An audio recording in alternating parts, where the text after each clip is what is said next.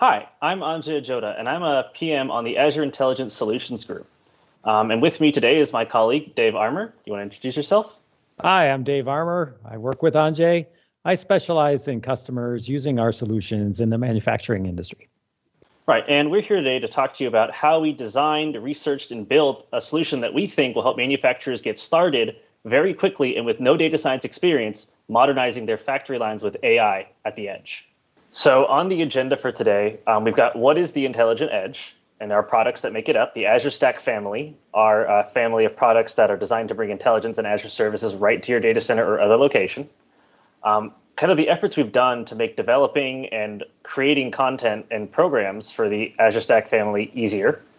Our ideas and customer conversations around how we came up with the manufacturing solution and how we designed it, our development and review process, and finally, we'll show you the product we came up with. So I guess first, what is the intelligent edge? So our CEO, Satya Nadella, has this idea that there's an intelligent cloud and an intelligent edge. The intelligent cloud is a hyperscale computer that is available to everyone and can act in any capacity. And the intelligent edge is devices up from microcontrollers up to servers that live outside of the Azure data centers and that provide lots of data that can be analyzed either right at the edge or streamed into Azure for further analysis and archival.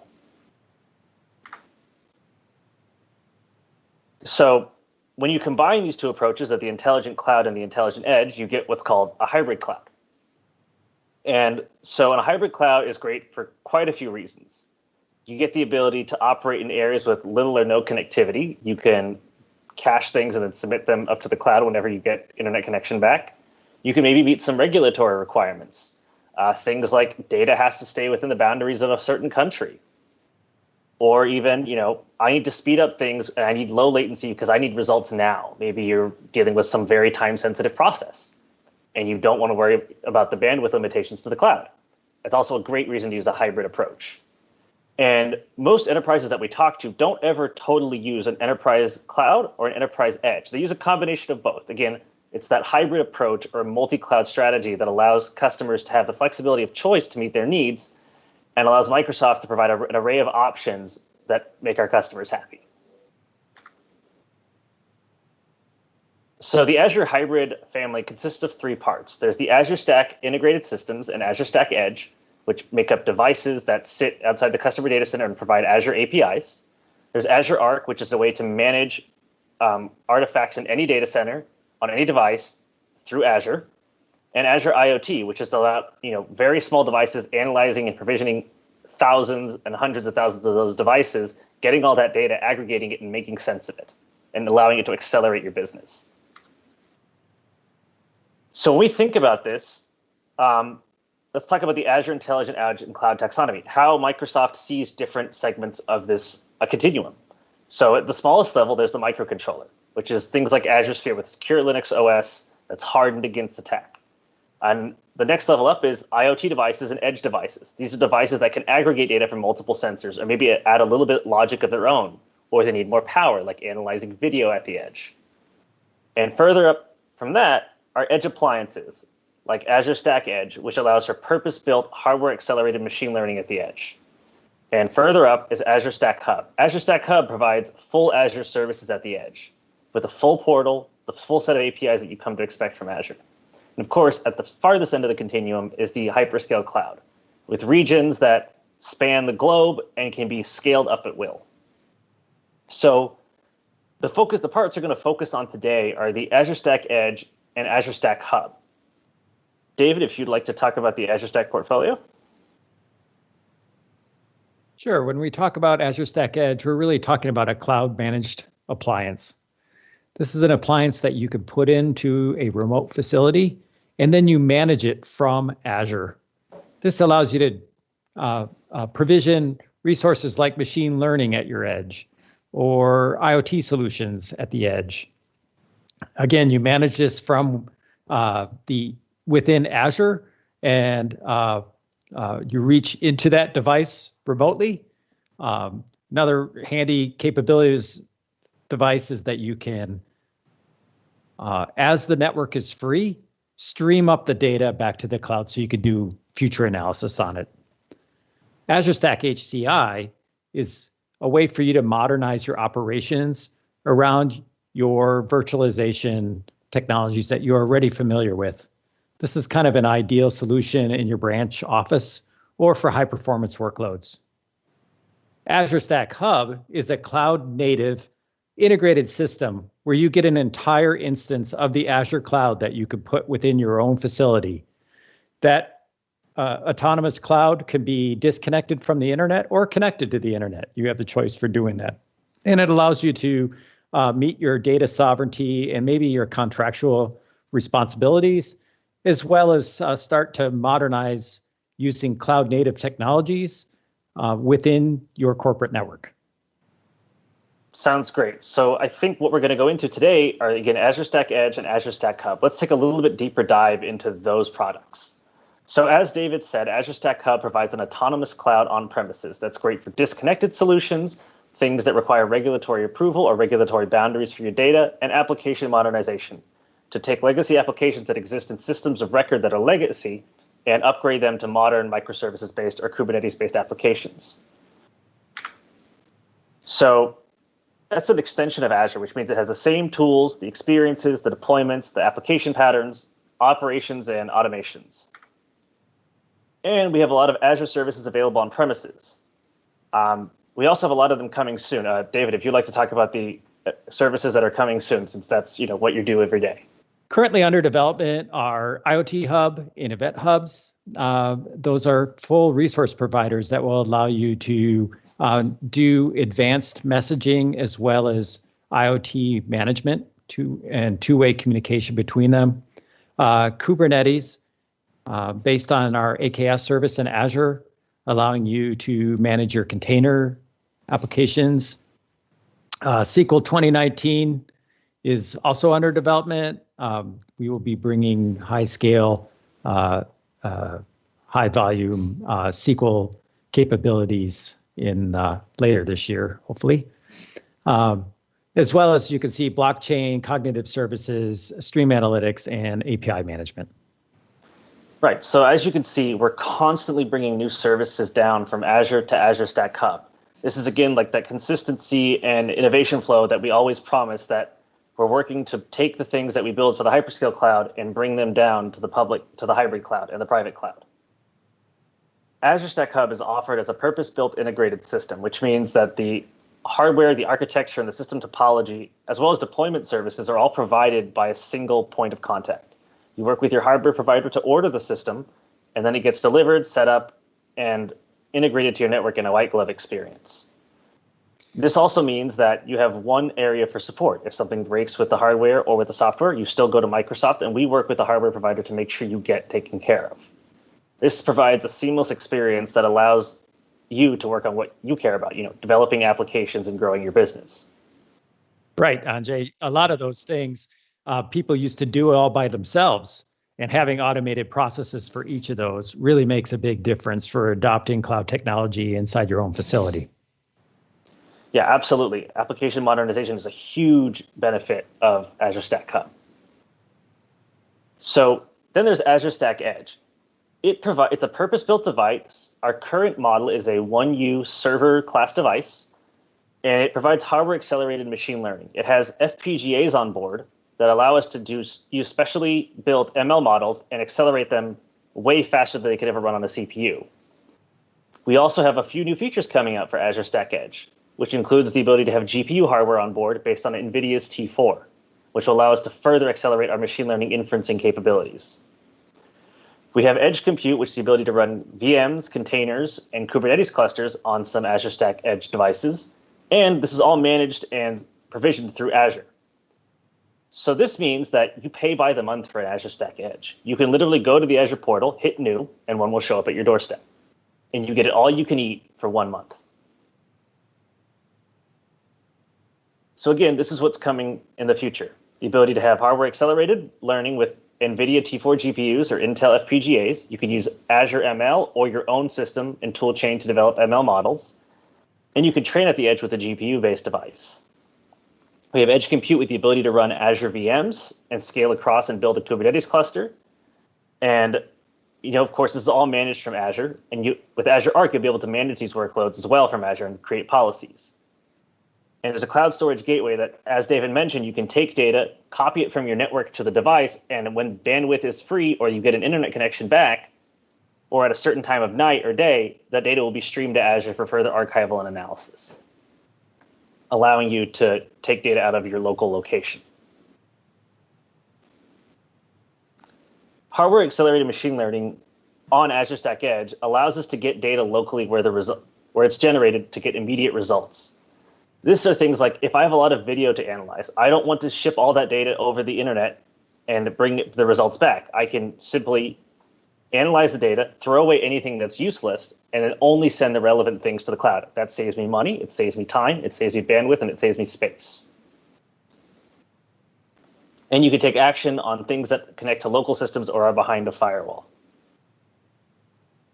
So kind of the goals behind these solutions are that, and in our previous efforts, are that customers want design best practices. When we go and tell customers about Azure Stack Hub or Azure Stack Edge, they say, this is great, but how do I build something for it? What's hello world? How does this integrate into my application? How can I connect this to my legacy database and run a function to analyze data? And partners, Microsoft products aren't complete without a powerful and robust ecosystem. And our partners want a way to build software and offerings for Azure Stack Hub and Azure Stack Edge and a way to monetize it and market it. And developers need guidance. Again, that hello world. And developers, always like to look for things like code. They like to look for artifacts, guidance, and tooling. So we surveyed a lot of developers a couple years ago. We came up with hybrid cloud patterns. And these are things like hybrid DevOps, allowing DevOps software to deploy to both Azure Stack Hub and Azure Stack Edge, so Azure Stack Edge and your local systems and Azure. Cross-cloud scaling, the ability to take an application that's under load and scale it to run a cloud boundary from Azure Stack Hub to Azure Stack. Cross-cloud scaling is the ability to take an application and run it across cloud boundaries, scaling from Azure Stack Hub to Azure Public. You have data sovereignty and gravity. How do I analyze data that's required to stay in a country's borders and then get anonymized insights to a fleet-level analysis worldwide? AI at the edge, which breaks down into several different concepts of how we train, run, and version models that run at the edge with local data. Geo-distributed applications. In scenarios where I can't access the global Azure instance, I can route users to a local instance on an Azure Stack Hub. And tiering data for analytics. Can I analyze data in successively smaller steps, starting where a large amount of data is generated, throwing away the useless data, and passing those signals up to the cloud or other data streams? As a result of this, we created some guidance and artifacts. We created solution architectures that explain these patterns, and we created some tutorials that show you how to deploy them, along with best practices. We then created one-click artifacts, which were downloadable sample code. They're on GitHub, and you can find a link at the bottom of the screen. They combine edge to cloud development. We have all kinds of one-click artifacts for these patterns. There's ways to build hybrid applications, like with using the patterns I just mentioned. There's DevOps guidance. There's ability to build highly available applications using highly available SQL and NoSQL databases. And the thing is, as time went on, our customers, they said, this is great. We have the ability to start building things. But a lot of our customers don't want to have to learn all this by themselves. They want to be able to say, I have some building blocks that I can take and build a better solution. And to be honest, with all the customer conversations we did, we weren't really finding new patterns. So we started looking for the next thing. There we got edge patterns and we turned them into edge solutions. Edge patterns are common threads that we hear from customers for architects and developers to lead design conversations and include best practices. Edge solutions are made up of multiple edge patterns and they're based on kernels from customer scenarios. Our solution goals are to enable solution makers to see the product in action and figure out if it meets their needs. Now, David, you actually came up with kind of the framework for this. You had this vision for the solution that you wanted to create for manufacturing. Can you tell us a little bit more about it? Yeah, well, one of the things that we learned is manufacturers are very busy and they can't spend a month doing an evaluation. They have very little time. So we tried to focus on how can we show them how to use the technology and do that within a single workday. So that as they have time, they can do one of our solutions as an experiment. And at the end of the day, they can go to their manager and show them how this technology can make a difference in their facility. Right. So it's all about enabling that low time to value. So that way, David's customers or manufacturers can see this is not some cloud platform I bought. It's a way for me to modernize my business, and they can see that in action with sample code that we can give them. This also helps our field out. They are always looking for ways to show the value of Azure Stack Hub and Edge to their customers. And of course, this enables us to help out our ISVs. They're able to take these solutions and customize them to bring them to production for their clients.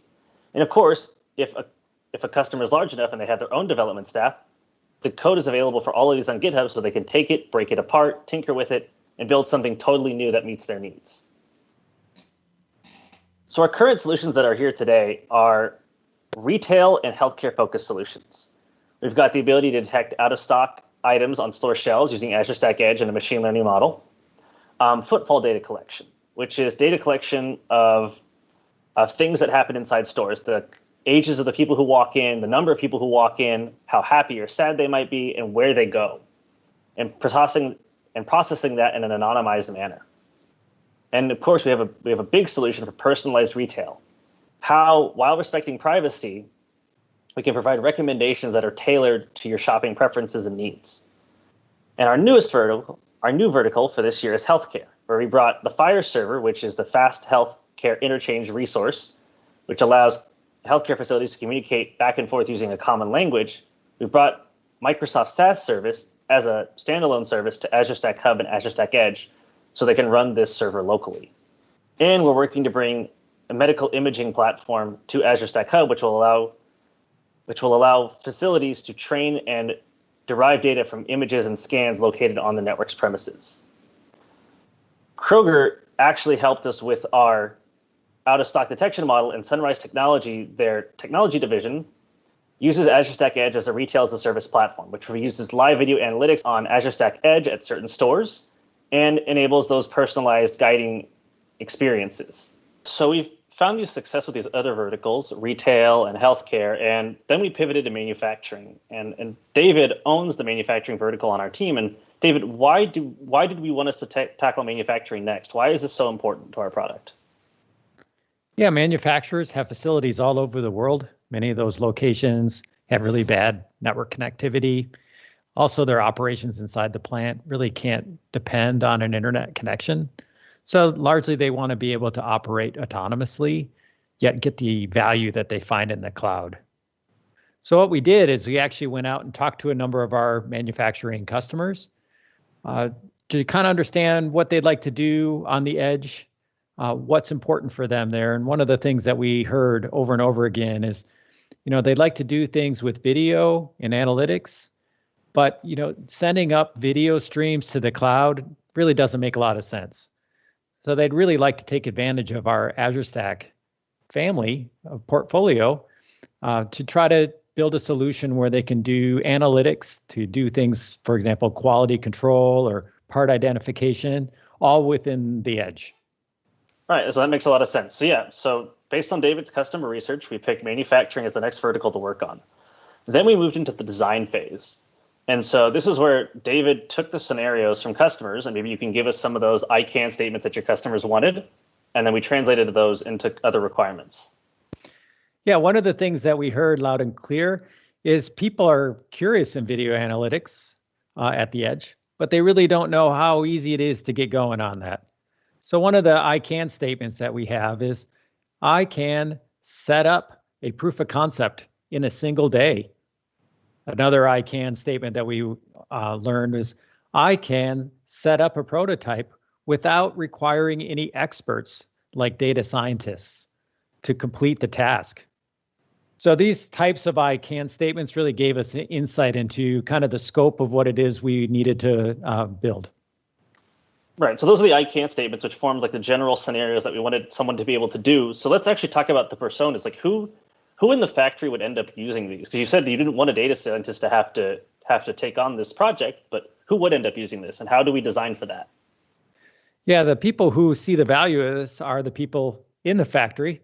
And, if you're in a factory in some remote location, it's very unlikely that you're going to have a data scientist there that can work with you to kind of fine tune models and things like this.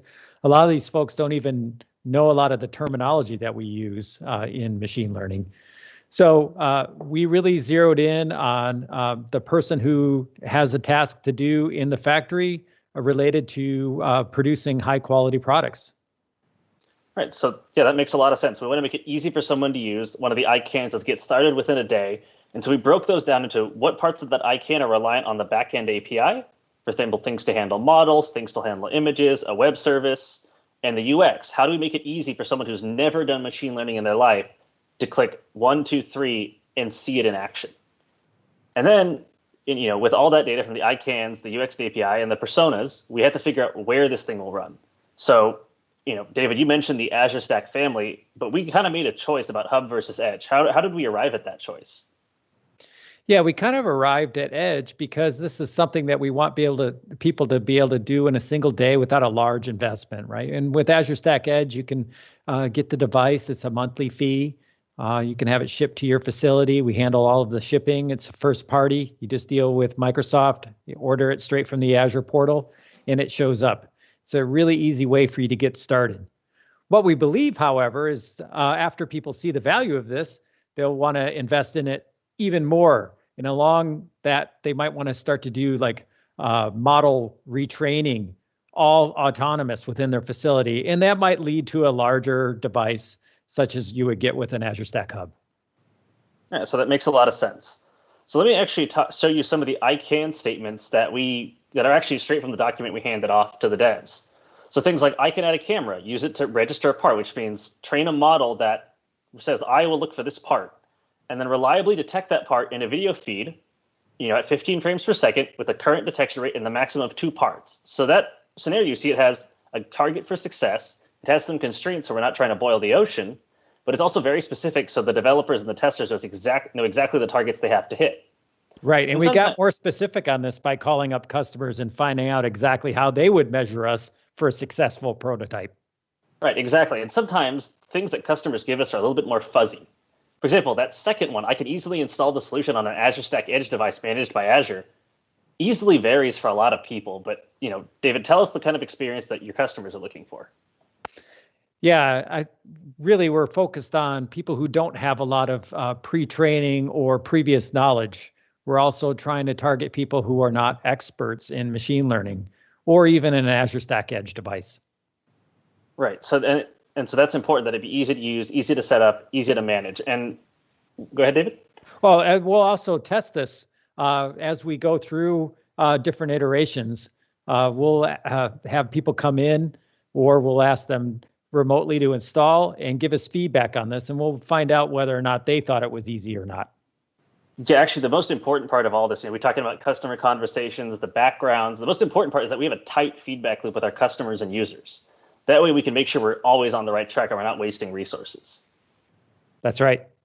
Yeah. And so like our third ICANN is I can view, it's actually a third piece of functionality. I can view a sample of images and then retrain the model, where David was mentioning autonomous retraining as an eventuality for this product or this sample. That's right. Yeah. So Azure Stack Edge exposes Azure IoT Edge as a surface for you to run modules on that device. It provides access to the hardware, such as the FPGA and the GPU, or the shares to access the internal flash storage. And it also provides some really cool manageability things. So from Azure and soon to be Azure Stack Hub, you can use the Azure Stack Edge resource provider to add shares, activate a device, manage it, and do all kinds of lifecycle operations. And then you can configure compute and add it to IoT Hub, again, on Azure and soon to be Azure Stack Hub, where you can take all those messages that are flying around in the IoT Edge space and send them up to the cloud, store them, and analyze them as a batch across a fleet of devices. And of course, make sure that device has a consistent deployment framework and is the same as the rest of your other devices. So a lot of what we deploy for intelligence at the edge relies on containerized versions of Azure services. So With things like Azure Cognitive Services, the Face APIs are available. Azure ML, we can deploy ML models as containers on Azure Stack Edge. David, you worked on the stream analytics and functions that your team did.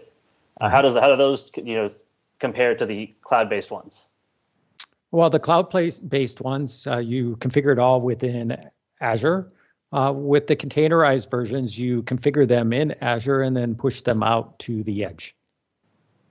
Yeah, so exactly. Like it's a lot about being able to package a workload that you have in the cloud and export it to run anywhere you'd like. And of course, SQL Database Edge and Event Grid are both coming to Azure. Azure Stack Edge as containers, or Azure Stack Hub as containers. Or you can use our APIs and write your own container that runs on a Linux platform. So let's talk about how the Azure IoT Edge lifecycle experience works. So you have some kind of data with a sensor or a database or something, and the data flows into an Azure Stack Edge, and that analysis flows up to Azure IoT Hub. But in order to set the containers and the modules on the device, we use Azure IoT Hub, which provides a really comprehensive experience for saying, this is the goal state for the device, and this is where I'd like it to reach. And IoT Edge keeps trying to achieve that goal states and keeps trying to achieve that goal state and reports back the number of devices it's configured, the failures, and the kind of failures. So it's easy to see manageability across an entire fleet of devices, like 1 per factory or 2 per factory, but you can manage them all from a central place. When we build solutions for Azure Stack Edge, we talk about using things like on-premises devices that flow into a hardware-accelerated compute platform that can also access on-premises systems of record. Then that data is combined, and the relevant signals, such as like maybe anomalies or failures per hour, or even images that are problematic, will get sent to Azure IoT, or Azure Stack Edge in the cloud, or Azure Storage, or Azure Stack Hub Storage and Azure Stack Hub IoT Hub. Wow, that's a mouthful. And then they can interact with Azure services there to provide even richer and more amalgamated offerings. So combining the IoT Edge deployment and that Azure Stack Edge solution deployment, here's our solution architecture. We've got a camera that exposes an RTSP feed, which then sends a raw image to an inference module. Right now, in the first state of the program, it does nothing. But eventually, we have a web service that exposes a UI. We snap some images, we drop it in there, and then those are sent to customvision.ai, where it's trained, and the model is then deployed to Azure Stack Edge. At that point, inferencing begins. And then you can see results come up on the screen, and then those results are also forwarded to IoT Hub for further archival and analysis. So now that we've kind of talked about the design and how we thought about building this product to meet the needs of the customers that you've identified, kind of talk to us about the review process that you want to maintain that feedback loop so we don't go barking up the wrong tree. Well, first of all, it's really important for us to do incremental progress in small pieces so that we can check ourselves and make sure that we're on target. Every new capability or new feature that we add, we want to go back to customers, reconfirm, then move forward after that.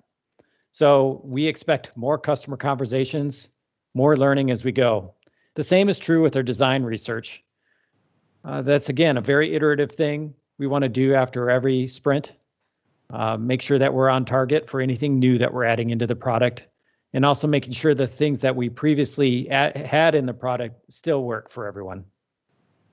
Finally, for the scenario refinement, we're going to get feedback as people start to try this stuff out and they plug it into other efforts that they have going inside of their facilities. We're probably going to get a lot of feedback on, hey, if you did this for safety, that'd be really great. Or, hey, if you could help me count how many pieces I made in an hour, or if I have some kind of bottleneck in my system that I can address. So as we learn these scenarios, we'll consider them and reprioritize them and schedule them in one of our future sprints. Yeah, that sounds great. Yeah, for example, we always want to make sure we're meeting our customers' needs and maintain a feedback loop that makes sure that we're meeting their requirements. And once we've kind of established that review process and the design, we kind of went into a development process where we used an agile developer process where we worked in really tight sprints of 3 weeks with using GitHub for collaboration. If you go to our repo, you can see all the commits listed. We partnered with Linko Networks. They're an ISV in Asia, and they worked with us to develop this application. What you'll see in the demo is actually all of their dev work, and we're very grateful to them for it. And of course, each of these sprints were kind of gated on a scenario demo that when we finished the sprint, we had to be able to show that we could achieve one of the ICANNs in our document.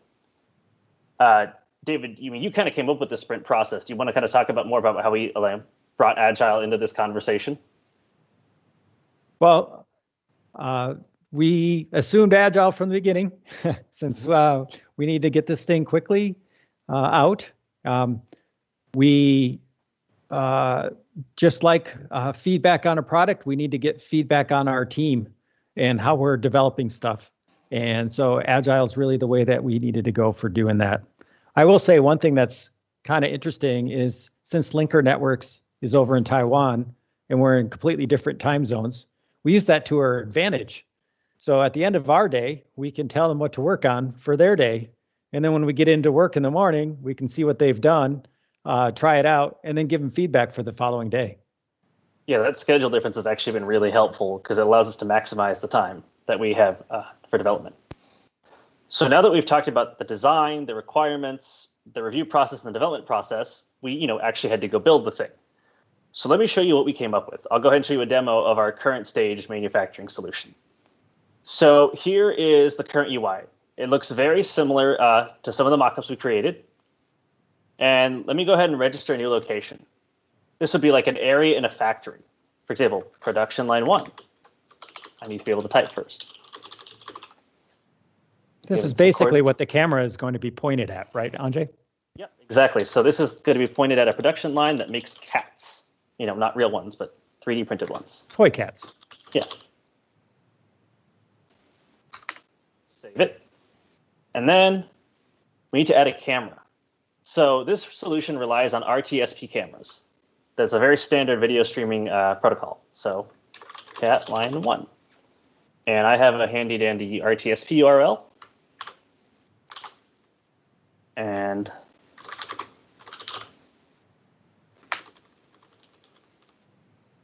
submit that. Now we have a camera. So we can click on this camera and we can configure a job for this device, which means I have a camera. I need to add a part, of course, which means I need to train a part. So there's no parts in this library, which means that there's no models trained to provide analysis at the edge from the stream from that camera. So let's train a model and create a part first.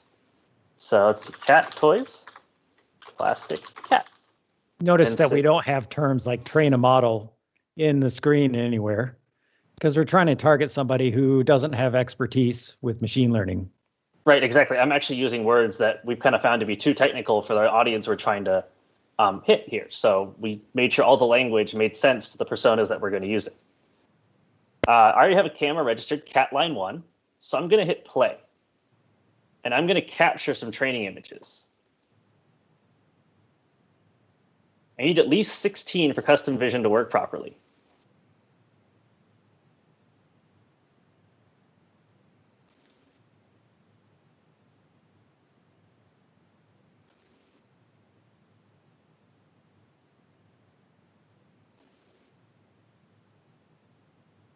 So that's that, and let's see how many images we have here.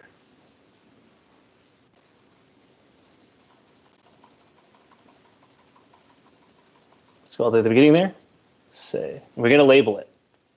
Of course, we don't, use the term labeling because that's a very confusing term. So we just say draw a rectangle around the part. Next.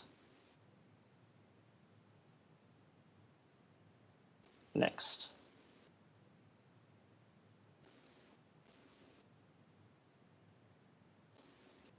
Next.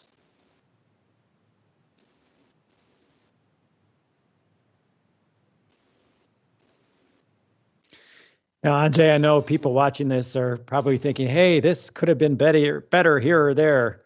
And we agree. We just haven't shown this to enough people to get all the feedback that we need. Yeah, absolutely. But we will. We'll continuously improve on our user experience as we learn more. Yeah, absolutely. This is always like a continuously evolving process. We never at any point want to say, we're done. This is it. It's sealed and forever this way.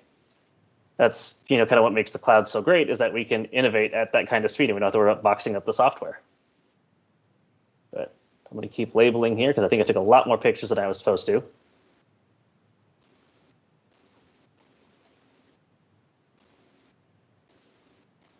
Okay. Oh, wait, what happened here? I'm just going to save all these right now. There's 21 pictures, so just the last one. Okay. And he lives right here. Now this model is not going to be super accurate just because I have, taken 20 pictures. The more pictures you add, the better it goes. So we'll of course encourage our customers to take as many pictures as possible. But I'm going to save this, which means these images are now being transmitted to custom vision and being trained. This is a big deal because manufacturers typically produce parts for which there is no existing model. Like every single kind of widget and doodad is manufactured, and there's no way we could have picture or models for all of those things. So we really wanted to focus in on making an experience super easy for you to create your own new model based on the unique thing that you make as a manufacturer. Right, exactly. So this is customvision.ai. It's a way for anyone who doesn't have data science experience to quickly train a machine learning model that identifies certain images by just uploading images and tagging them. And it also has an API that we're taking advantage of to train and get this model downloaded. So this is a model I've trained earlier, a project I've preceded earlier. You can see all the pictures here, the labels I've set for them, and I will literally click train, and I'll be able to download the model. It's very simple, very easy to use, but we're making it even easier and accessible to those who aren't in the industry. Yeah, instead of sending people to multiple websites, we're bringing it all together here by calling the APIs and bringing the full solution end-to-end together for this user. Exactly. So we're going to go ahead and finish configuring this job. So cat line 1, cat toy part, production line 1. And we'll go ahead and click configure. So we're still sending the data up to the cloud and waiting for the model to come back. So we can see that the model's done training. It's been uploaded to blob storage, and then we downloaded it and then passed that URL to the module twin that controls the inference module that we talked about earlier. The module twin is an IoT hub construct that allows you to dynamically change properties of a module while it's running and get information back out of the module. So we told it dynamically, go look for this model, apply it to this camera feed, and start inferencing. So let's see what we can see here. We're going to play, and you can see it's barking the cat toy. It's a little bit inaccurate because of how we trained it, how quickly we trained it, but you can see it kind of getting the gist of it and highlighting that particular cat toy as it comes across the production line. Once this is done, we may have images that are low confidence, and you might want to be able to improve the model. So then we can go to something that we like to call retraining. So let's select this part, and we can see images here and a confidence level. And we can see where it wondered if this was actually a cat toy, and it actually got it, if you can see there. So I'm going to click yes and identify. They got it right. And we're going to extend it to make sure it's got the full toy and save. And this is one, there's no cat toy selected here. We're going to click no. And this one's got a cat toy. And then identify. And this is not actually where the toy is. It's over here. And then save it. And we can continue doing this for all the pictures that it's collected. We're going to do these 3. I click update. This model will then be retrained and redeployed. And we'll hopefully have better inferences the next time around. So that's kind of our stage 1 work. You've got the ability use very non-data scientist and non-computer scientist friendly terms, the ability to set up a camera, get its feed, then take some images from that camera, use it to train a model, and then get that model and run it against the feed from a particular camera. And you can do this for a couple of cameras.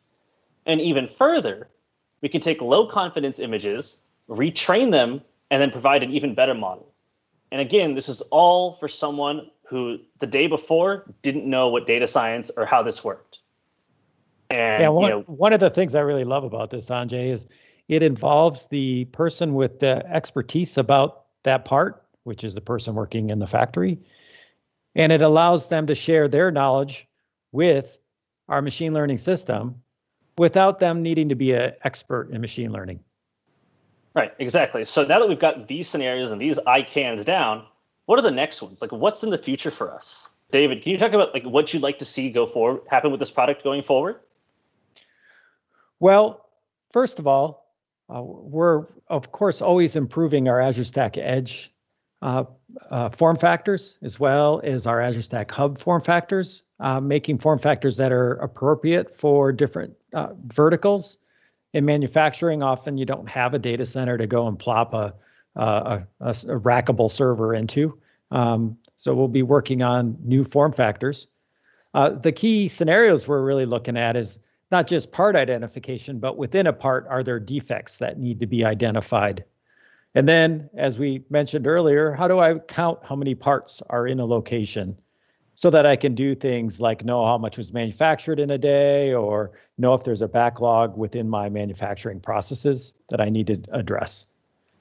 Finally, I think we really want to look at how we could run this completely disconnected from the internet and not rely on calling a web service like Custom Vision AI up on the internet to do the full end-to-end scenario, so that it could be completely autonomous. Right, so that sounds like a great book of improvements for the future.